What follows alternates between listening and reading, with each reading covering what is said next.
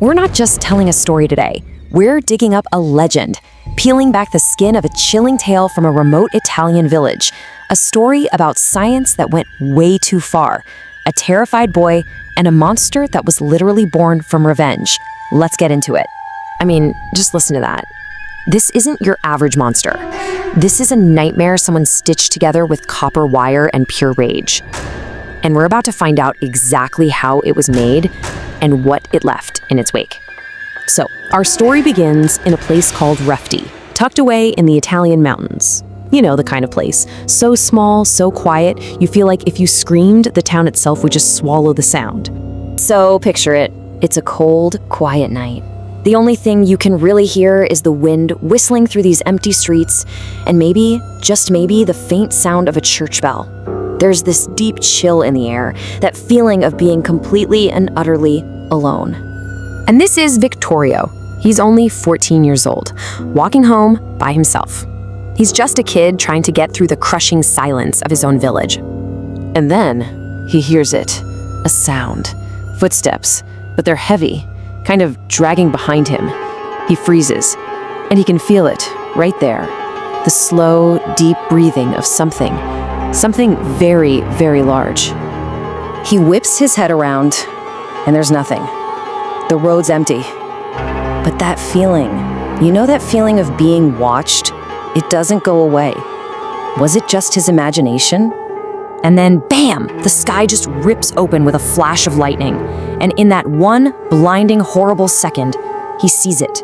A figure standing in the middle of the road. It's a patchwork of rotting body parts stitched all over, with wires sticking right out of its skin, and it's holding the half-eaten body of some animal, and it's laughing. Vittorio runs. Of course he runs. His heart is probably about to explode. But you know, getting away from the monster, that's actually just the beginning of his nightmare. Because now he has to make people believe him. See, here's the thing. Vittorio's been living with his uncle, Erin, because his parents died just 2 months before this. The official story was that it was an accident, but it never really added up. Their bodies were found with these weird acid stains and electrical burns, and there were copper wires all over the place. Vittorio knew something was wrong long before he ever saw that thing on the road. And then came the night that just broke him. A cold wind blows his window open, he gets up to shut it, and there, lit up by another crack of lightning, is the monster. And this time, it's holding the severed heads of his own mother and father. The scream that came out of him, it was just pure, absolute terror. His uncle comes running, but of course, there's nothing there. But the next morning, Vittorio wakes up to find this gruesome gift right outside his bedroom door. Little animals, all cut up and then stitched back together with copper wire. Their bodies covered in burns. It's like a sick, twisted, miniature version of the monster itself. But every single time he tries to show his uncle, it's gone. Vanished. The whole village starts to whisper. They hear him screaming in the middle of the night. They see him walking around clutching these dead animals, just begging someone to believe him. And they all come to the same simple, cruel conclusion. The boy has lost his mind. Everybody writes him off, except finally one person, his uncle, Erin. He finally starts to see the real terror in Vittorio's eyes. And one night, he decides it's time to tell Vittorio the secret, the real secret behind the monster. Okay, so to really get this, you have to understand this old scientific idea called galvanism. It was this theory from back in the 18th century, the wild idea that electricity could literally reanimate dead things. You know, making a dead frog's leg kick with a jolt of power. It was so powerful, so creepy that it totally inspired Mary Shelley to write Frankenstein. Well, turns out Vittorio's parents weren't just inspired by it, they were obsessed. So his uncle lays out this absolutely horrifying confession. Vittorio's parents hadn't just experimented, they had actually done it. They'd stitched together a body from corpses they'd stolen. But the head they used belonged to a man who had burned to death in one of their earlier failed experiments.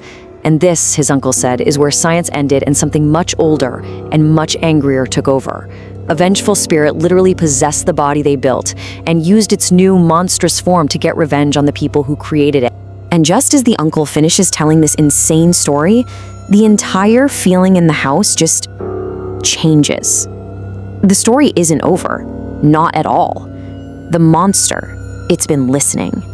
The lights flicker once, twice, and die. Total darkness. A crazy wind just tears through the house, slamming every single door wide open. And with that wind comes the smell. That thick, sweet, horrible smell of decay.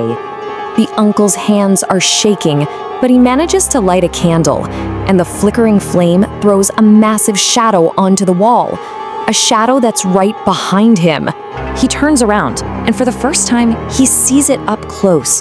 The half-burnt face of that man from the experiment. The horrible, stitched-up body gleaming with copper wire. And its eyes are pure white, and they're flashing like raw electricity in the dark.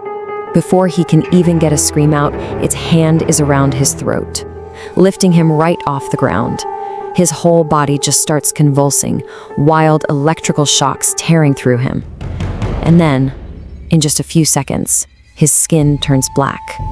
He goes quiet. And he just hangs there.